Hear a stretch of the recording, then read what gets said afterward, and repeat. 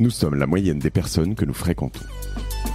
Avec Génération Do It Yourself, je vous propose de rencontrer ensemble des entrepreneurs, sportifs ou artistes qui vont littéralement faire exploser notre moyenne.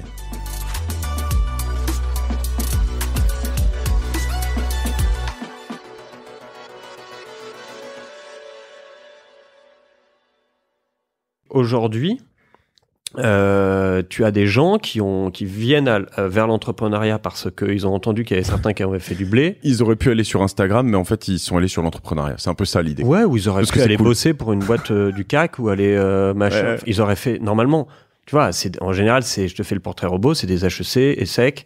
Quelquefois, ils ont fait ça à l'étranger. Ils ont ensuite fait du McKinsey, du Bain ou je ne sais quelle autre grande maison. Et puis, ils se disent... Go Startup. À l'époque, ils auraient peut-être fait Go Finance.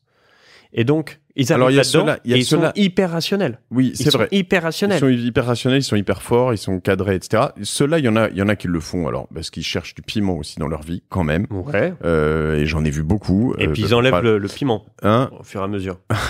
Dans leur start-up, tu veux dire, ils l'enlèvent ensuite. C'est possible. Et il y en a aussi qui le font, alors, par pur pragmatisme, parce qu'ils se disent, si je veux faire vraiment de l'argent, en étant employé, ça ne fonctionnera pas. Et ils prennent le manuel. Et ils prennent le manuel, ok, c'est vrai.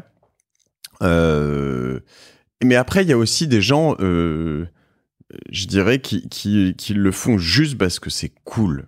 Tu vois, et c'est là où je te dis, comme tu peux aller sur Instagram, en fait, je vais devenir entrepreneur, je vais me produire une sorte de tu vois, d'image, je deviens entrepreneur parce que c'est à la mode. 90. Exactement, dans la pub, exactement, dans la finance, dans le cinéma, comme on a voulu le faire tous les deux. Ouais. Mais en fait, faut juste savoir que c'est pas si cool. Mais c'est pas cool du tout. Mais c'est pas cool du tout. C'est pas cool du tout. C'est un sacerdoce. Enfin, je veux dire, c'est un truc. Je crois que j'ai quelqu'un que j'aime beaucoup. On l'embrasse d'ailleurs. Je veux plus être content. Je vais être un gros con. Non, c'est Cyril Chiche qui disait. J'écoutais son émission la dernière fois. Qui disait, mais c'est pas cool les startups. Vous êtes fous, quoi. C'est rude. C'est rude. C'est dur. Tu pilotes une boîte qui peut faire faillite le mois prochain et tu fais que piloter une boîte qui peut faire faillite le mois prochain. En tant qu'entrepreneur, c'est rude. Après, tu sais pourquoi tu le fais, encore une fois. Tu l'as dans le ventre, donc tu pourrais pas faire autrement. Mais les équipes que tu fédères à tes côtés, ces équipes, elles peuvent pas venir parce que c'est cool. C'est pas vrai. Alors, il y en a plein qui viennent parce que c'est cool et c'est aussi c'est les déconvenus que ça crée derrière. Énorme frustration, etc. Parce qu'en plus, dans des startups comme Lydia, comme d'autres, en fait, ça croît tellement vite que c'est un enfer. Enfin, je veux dire, ce sont des belles boîtes, j'adore, etc. Mais c'est difficile à encaisser. C'est difficile. Même Cosa Vostra qui prend juste, tu vois, ma boîte qui prend 50% sur un an, prendre 50% de croissance sur un an dans une boîte autofinancée. Ouais. Mais quand tu parles de certaines boîtes qui vont prendre 200, 300, 1000%, enfin, où tu vas recruter 300 personnes sur l'année, c'est zinzin. C'est zinzin. Ouais. Et c'est dur. Et c'est dur. Et c'est dur. Et en plus, très souvent, t'as un fondateur qui fait des promesses à un fonds de croissance. Il sait pas lui-même comment il va le faire. Et puis, c'est les employés qui prennent parce que c'est eux qui doivent la générer, la croissance derrière. C'est rude. Franchement, c'est un univers qui est complexe. Donc, bon, tout ça pour revenir parce que c'est ce qu'on disait au départ, c'est qu'en fait, il y a la fame à apporter des gens qui viennent avec le manuel pour faire une start-up et ça fait, je trouve, tu vois, avec mon regard peut-être un peu candide, je trouve que ça fabrique des choses qui se ressemblent. Je trouve que beaucoup de choses se ressemblent et je ne trouve pas que notre scène start-up soit riche, quoi. Je la trouve pas, mais elle m'excite pas. Tu vois, on me pitch des boîtes. Franchement, je reçois des decks en permanence. Je suis pas excité. Je suis pas excité. Alors après, c'est ce que je disais tout à l'heure. Très souvent, c'est du B2B. Et moi, je peux pas recevoir ça. Ça me casse tu vois, ça m'ennuie, en fait. Ça m'intéresse vraiment que très, très, très peu de savoir comment. Bon, bref, je vais pas. Ça m'intéresse très, très peu. Les boîtes B2C, c'est assez rare d'avoir des sujets où tu te dis, putain, il y a un culot, il y a un truc, il y a évidemment une vision du futur qui est bonne, il y a une réponse qui est juste. C'est très, très rare. Et puis, je te rajoute un autre truc à ça, qui est une histoire de cosméto, c'est que tous les decks se ressemblent. tous les mails de réception, d'envoi des decks sont similaires. Et donc il y a un truc un peu morose, quoi, je trouve, en ce moment, mais c'est peut-être, j'ai peut-être un regard critique un peu fatigué, mais. Alors moi, on est avant les vacances, je suis un peu crevé, tu vois.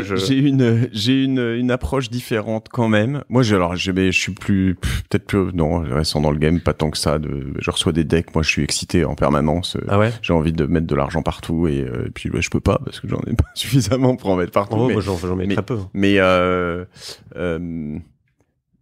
trouve qu'il y a des petites choses qui changent en ce moment. Alors, notamment, je note ça sur. C'est peut-être ma position qui est un peu différente parce que avec ce podcast et différentes choses, je suis peut-être, c'est possible, je sais pas. Maintenant, tu vois, je reçois des gens qui lèvent 5 millions en précide sur 3 messages WhatsApp, quoi, tu vois. Véridique. Et dans des boîtes dans lesquelles il y a la terre entière de la tech et c'est plus exactement, on n'est plus dans cet email voilà. Alors souvent des gens qui ont une très très grosse, qui sont passés sur ce podcast, qui ont une très grosse crédibilité, etc. Mais tu sais que tu peux les suivre. C'est des repeats, c'est des mecs. Ouais, c'est sûr.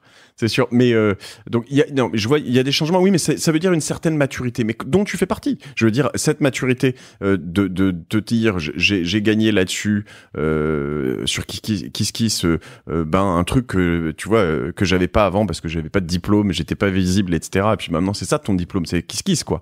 Ce qui est intéressant, je trouve. Mais je me remets en difficulté. Bien sûr. J'ai aucune envie de dire attends, qu'est-ce que j'ai construit sur lequel je peux, à part 10 ans d'expérience, oui, mais des tonnes d'erreurs, des tonnes de machins, à faire. Non, ce que je trouve intéressant. Je me remets en danger. Ce que je trouve intéressant dans ce parcours, c'est que tu as toujours fait un truc dans lequel tu te fais kiffer entre guillemets, où t'as une vraie utilité. C'est-à-dire que en effet, tu t'es pas dit je vais faire je sais pas moi. Alors tout le monde peut te le dire. Vas-y, t'as envie d'en balancer un, mais non, un logiciel qui te permet de je sais pas, de gérer tes mails en 1 minute de moins que l'année dernière. Ouais. Parce qu'on arrive à on arrive à des trucs, tu dis bon, franchement, on s'en branle quoi. Ouais. Bref, mais tu sais, c'est ce truc. Là, t'as que du B2B, t'as que du SaaS. Tu te dis putain, là, moi j'attends la prochaine scène. J'attends, tu vois, le nouveau truc. Est-ce que ça va être ceux qui vont décider de faire des bagnoles, d'autres qui vont décider de faire des trains, l'autre qui va faire une machine à laver, l'autre qui va faire... Tu vois, j'attends cette scène-là. Je l'espère et je pense qu'elle va bientôt arriver parce que, en fait, on parle... C'est plus une blague, mais on parle de la French Tech. La French Tech, ça vient de la French Touch. Ça vient de la musique. Heureusement que les Daft Punk et Justice n'ont pas fait de la musique d'ascenseur. S'ils avaient fait de la musique pour Otis, il n'y aurait pas de French Touch, et donc il n'y aurait pas de French Tech. Donc il y a un moment, la French Tech, elle doit avoir du panache en fait. Et je trouve que ça manque de panache actuellement, et c'est dommage parce que il y a tous les cerveaux pour le faire. Et il y a des gens vraiment qui sont super bons. Et il manque le truc. Mais bon, à côté de ça, t'as le panache d'un Memobank, t'as le panache d'un Alan, t'as le panache d'un Lydia. Donc, tu vois, faut aussi se dire, il y a des gars qui ont des imaginaires forts, des ambitions fortes, et ça existe en France, et c'est cool.